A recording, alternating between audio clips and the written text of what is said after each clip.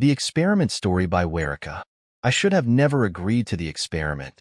It started with an email from an old professor of mine, Dr. Adar Klein, a bioengineering genius I admired during my university days.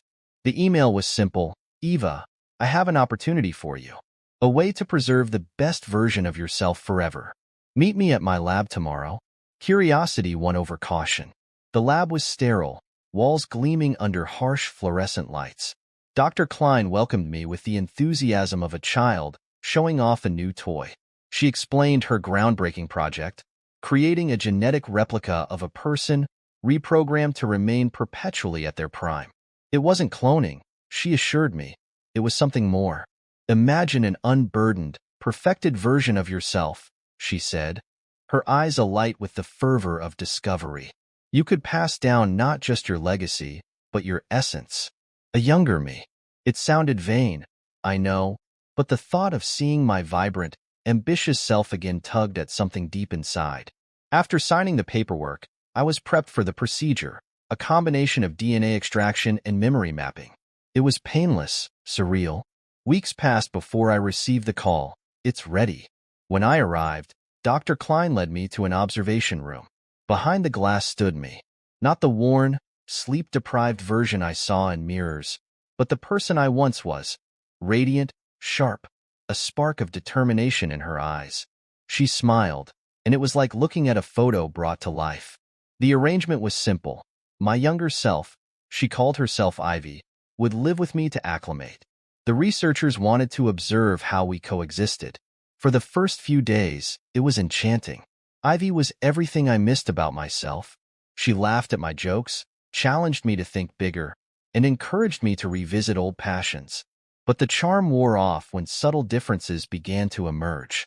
She was sharper than I remembered, quicker to correct me, her wit edging into cruelty. The way she looked at me, there was pity in her eyes, as if she saw me as a relic rather than a counterpart. Then, the incident started. One evening, I found Ivy in my study, tearing pages out of my journals. "These are full of your failures," she said. "They don't define us anymore." I argued, but she waved me off. "I'm you, Eva. I know what's best." Her presence grew oppressive. She rearranged my home, changed my routines, even rewrote my emails. "Your old habits are holding us back," she'd say. It wasn't long before I noticed her speaking to Dr. Klein behind my back. Once, I overheard her say, "I'm ready to take the lead." The breaking point came when I returned home one night to find my reflection missing from the mirror. Instead, Ivy stood there, her expression smug, mirroring my every move. She was me, but not. Her voice echoed in the room, cold and calculated. "Why should you stay when I'm the better version?" I screamed, shattering the glass, but she didn't flinch.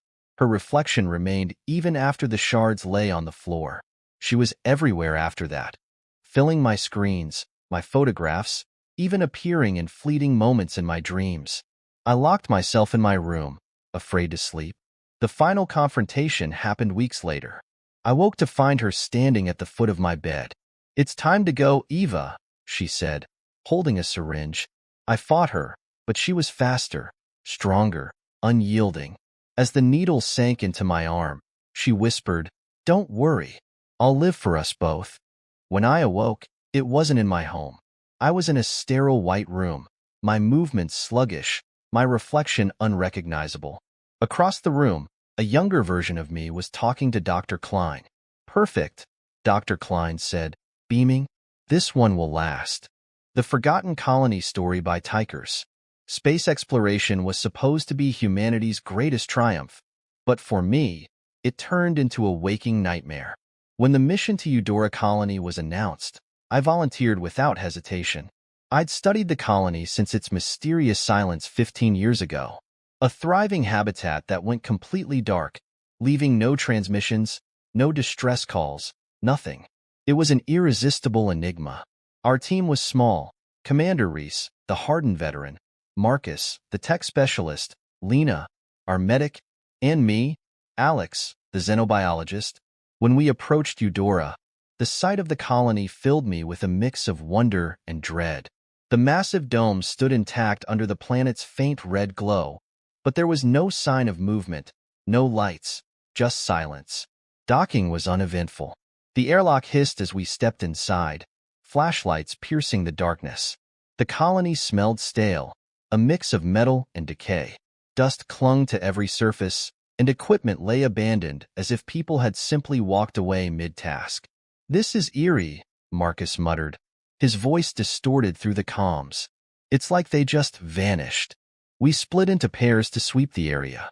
Lena and I explored the residential quarters. The rooms were disturbingly normal. Unmade beds, scattered clothes, half-eaten meals petrified on plates. There was no sign of struggle, no blood, just emptiness. Then I heard it, a faint skittering sound. I froze. "Did you hear that?" I whispered. Lena nodded, her face pale. Probably just the ventilation system. But I wasn't convinced. The noise was too deliberate, too alive. When we regrouped in the central atrium, Marcus looked shaken. "You're not gonna believe this," he said, pulling out a tablet. "The colony's logs are intact, but the last few entries are disturbing." He played the final transmission. A woman's voice crackled through the speakers, frantic and barely coherent. "They're here, in the walls. The darkness hides them. Don't let the lights fail. Don't." The recording cut off abruptly. Commander Reese frowned. "Whatever happened here, we'll figure it out. Let's focus on restoring power first." We found the main generator deep in the colony's lower levels. It was massive, humming faintly as though waiting to be awakened. As Marcus worked to bring it online, the skittering noises returned, louder this time. They echoed through the corridors, coming from everywhere and nowhere. Lena gripped her medical kit tightly. "What the hell is that?" I knelt to inspect the floor, noticing strange marks etched into the metal, a pattern of jagged lines and circular indentations. "These aren't from tools or machinery," I said.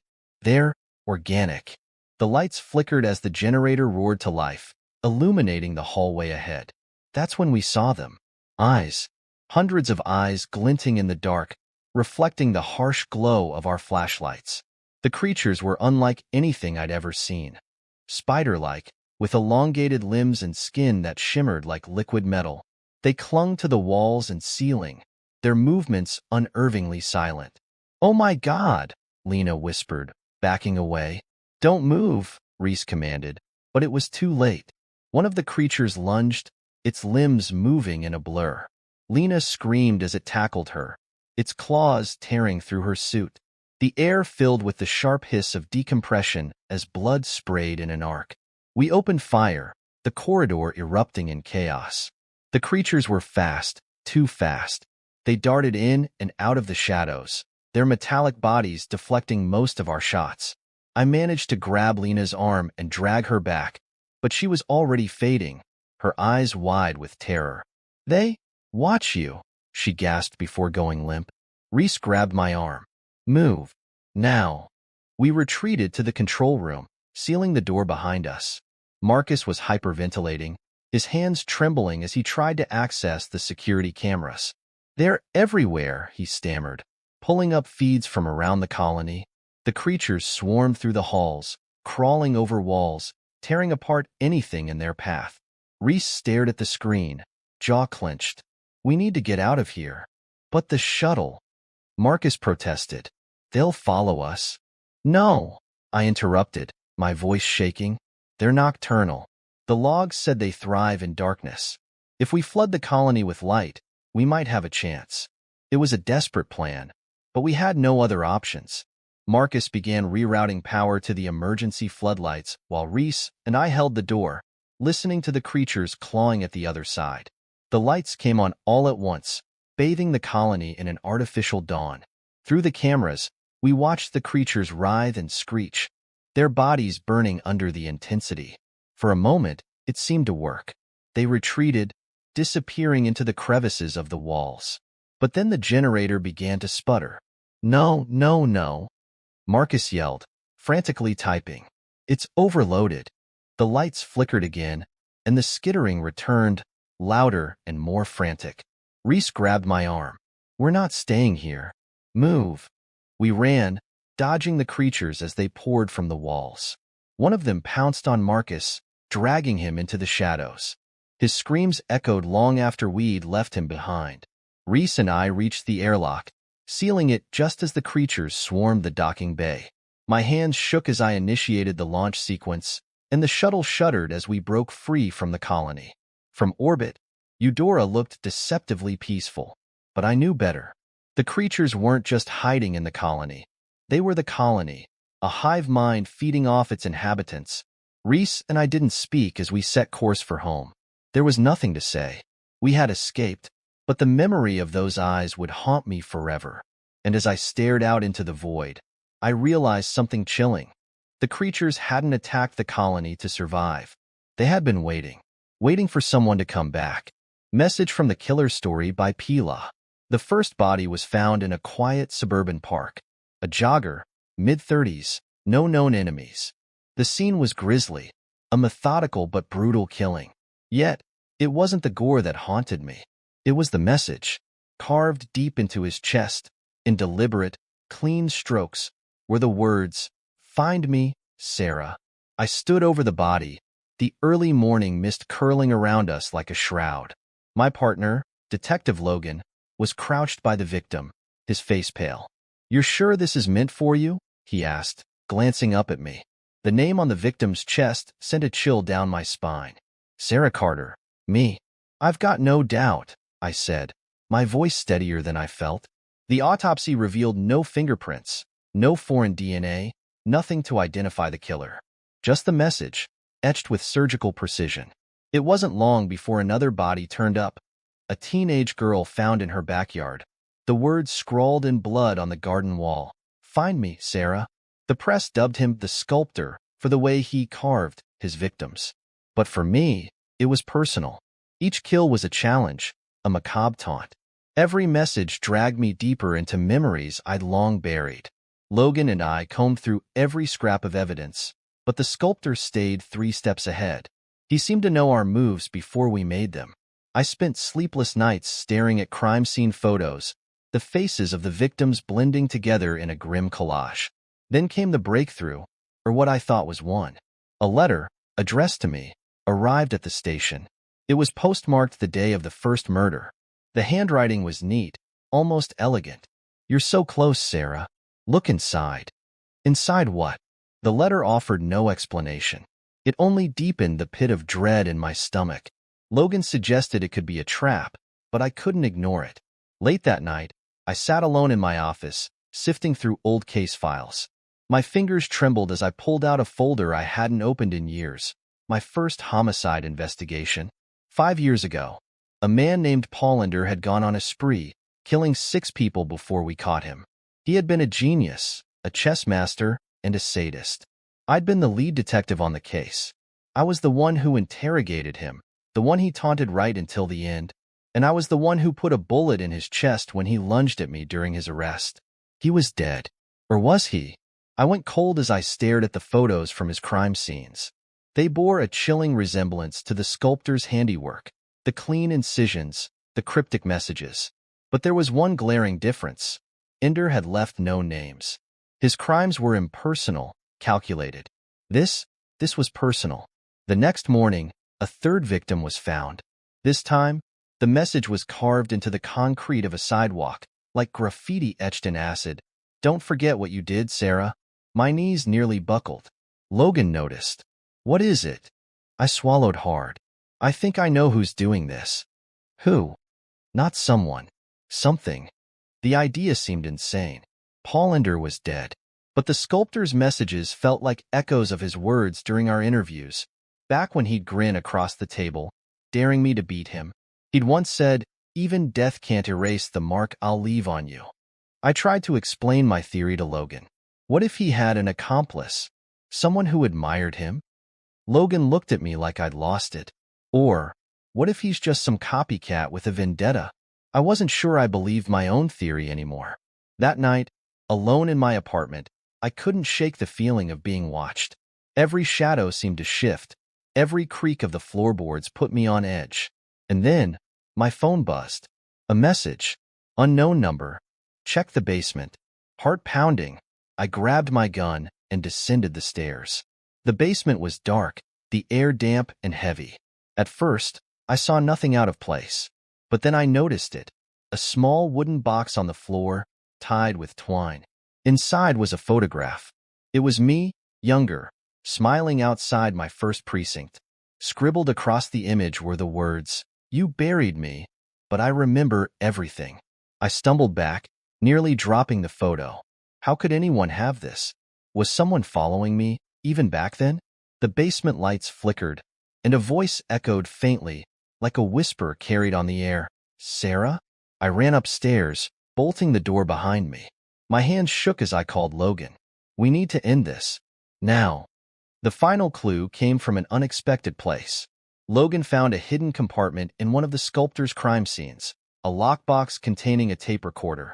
We played it back at the station, and my blood ran cold. The voice on the tape was unmistakable. "Paulinder." "I told you, Sarah." The voice drawled, smooth and mocking. "Death isn't the end. Did you really think you'd won?" But it couldn't be him. I'd seen him die. I'd pulled the trigger myself. Was this some elaborate ruse? Or had the shadows of my past truly come to life? As we analyzed the tape, another call came in. A woman's scream, a location given by a terrified witness. We raced to the scene, a dilapidated warehouse on the outskirts of town. Inside, we found the fourth victim, and standing over the body, wearing a mask and holding a bloody scalpel, was someone I never expected. It wasn't Paulinder. It was me. Or rather, someone who looked exactly like me. The figure laughed, a high, chilling sound. "Surprise, Sarah," she said, pulling off the mask to reveal my face. My face, but twisted, cold, and cruel. "You really should have let the past stay buried." Before I could move, she was gone, disappearing into the shadows like a ghost. Even now, I don't know what I saw that night. A doppelganger? A hallucination? All I know is the sculptor hasn't stopped, and every new message pulls me deeper into a mystery that feels like it's been waiting for me my entire life. The Return of the Clown Story by Keyless. It began with laughter, high-pitched, strained, like it had been dragged out of someone unwillingly. The sound echoed through the streets of our little town, bouncing off the frost-covered buildings. At first, we all thought it was some holiday prank. After all, Christmas was just days away, and the clown sightings felt like a bad urban legend. But then, people started disappearing. It was the kids who noticed him first. A clown, grinning wide, his painted smile far too large for his face. He carried a sack slung over one shoulder and performed tricks in the town square, juggling snowballs, balancing on one leg, making balloon animals. It all seemed harmless until someone laughed. The first disappearance was a boy named Tommy. 10 years old, he'd been in the square with his friends, giggling at the clown's antics. That night, he never came home. His parents found his shoes on their doorstep the next morning, neatly placed side by side. No footprints in the snow, no sign of struggle. The clown was gone by then, of course, but not for long. I first saw him outside my bakery. The streets were quiet, the early evening snowfall creating a peaceful blanket over the town. Then, there he was, standing under the dim light of a street lamp, his shadow stretching unnaturally long. His costume was garish, a patched red and green suit, oversized shoes, and a hat with a wilted feather. His painted grin split his face in two, but his eyes were dead, flat and hollow, as though they weren't used for seeing. He raised a gloved hand and tipped his hat at me. I froze, my hand clutching the doorknob of the bakery. The only sound was the crunch of snow beneath his shoes as he took a single step toward me. Then, he laughed, a deep, guttural sound that made my skin crawl. I ran inside and bolted the door. By the next morning, the rumors had spread. More kids had gone missing. Some adults, too. The pattern was clear. Anyone who laughed at the clown's performance disappeared. It didn't matter if it was a chuckle, a snort, or even a polite giggle. Laughter was the trigger, and once you gave it to him, he took you. We gathered at the town hall that evening, a desperate group of neighbors huddled together for safety. Sheriff Walker stood at the front, trying to maintain order. "We'll find him," she said. "This clown can't have gotten far. I need everyone to stay indoors tonight. Lock your doors. Don't A sharp laugh interrupted her. Heads turned toward the back of the room, where a young woman stood, her hand clamped over her mouth.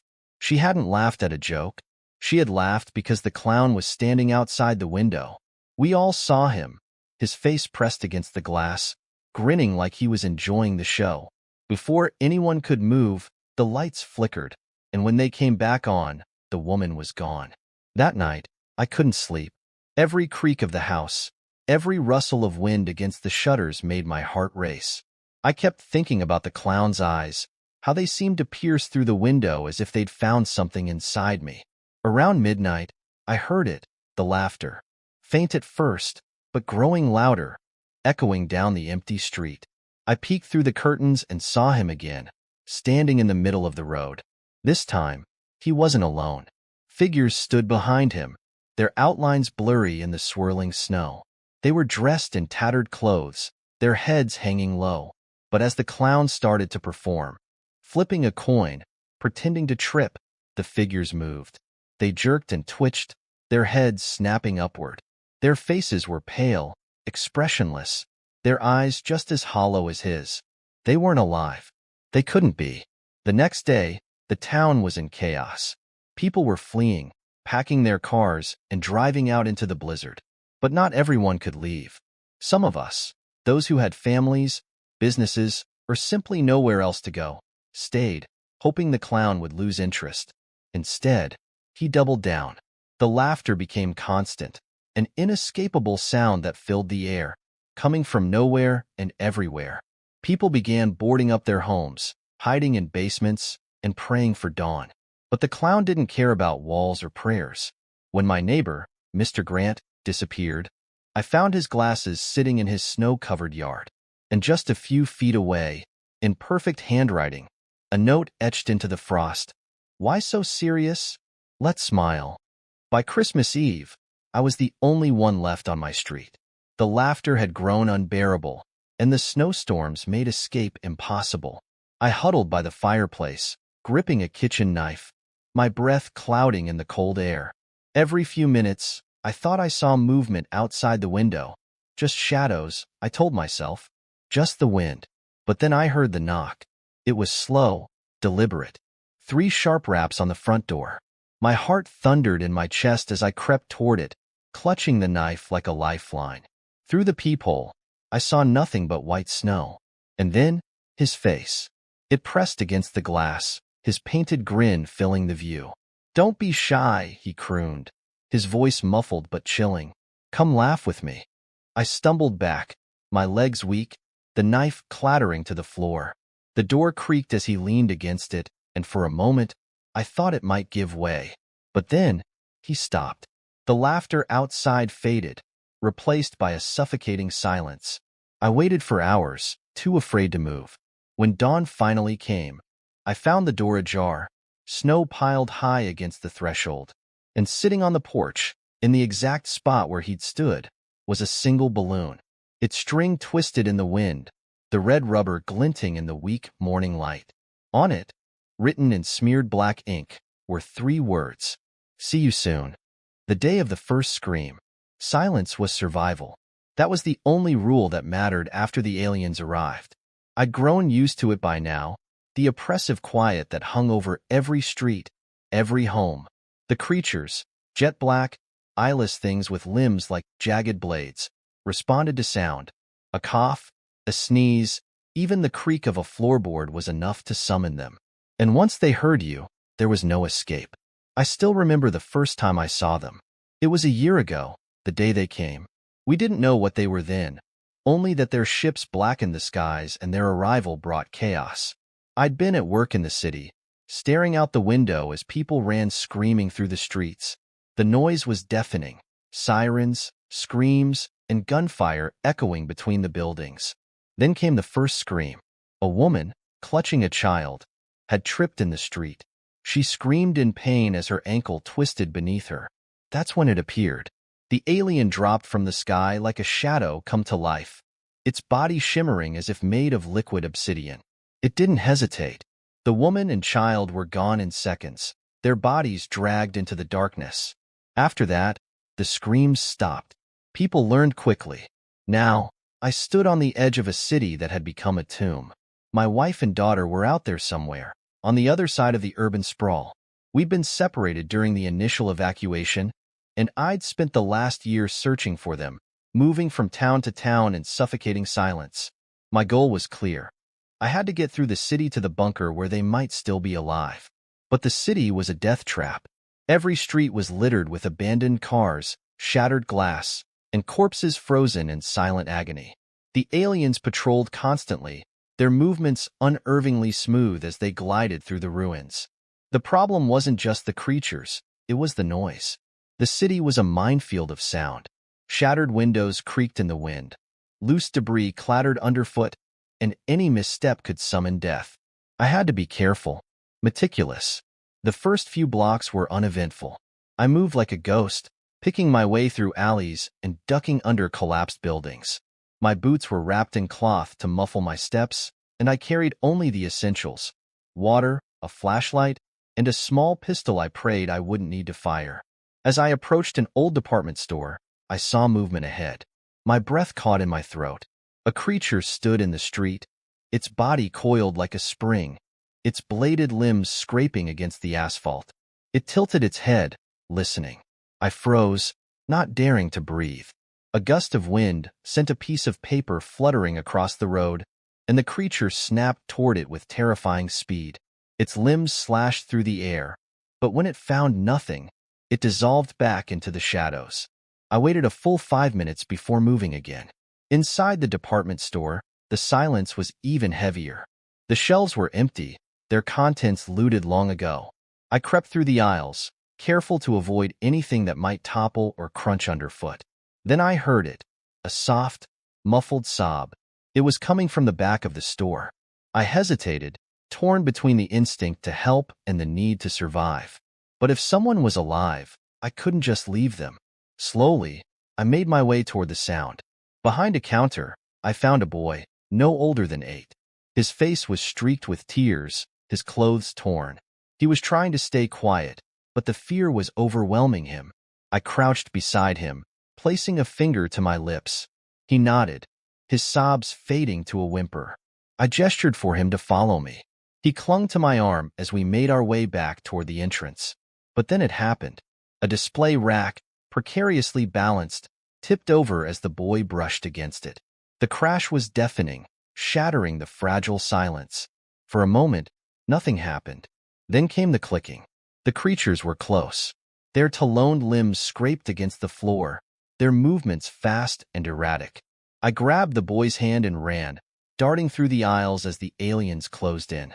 We burst into the open air, but the creatures were right behind us. I could hear them, their guttural growls growing louder. My heart pounded as I dragged the boy toward a nearby alley, hoping to lose them in the maze of buildings. But the boy tripped. He hit the ground hard, and before I could stop him, he screamed. The sound echoed like a gunshot, and the creatures descended. I don't remember how I made it out of there. The boy didn't. I can still see his face, twisted in terror, as the creatures tore him apart. I ran until my lungs burned, my legs threatening to give out. Eventually, I found refuge in an abandoned subway tunnel, collapsing against the wall. The darkness pressed in around me, and for the first time in months, I allowed myself to cry. Quietly, silently. The next morning, I emerged from the tunnels, more determined than ever. I couldn't let his death be meaningless. I had to reach my family. As I moved deeper into the city, the creatures became more active. They hunted constantly, their movements a blur of black against the desolate streets.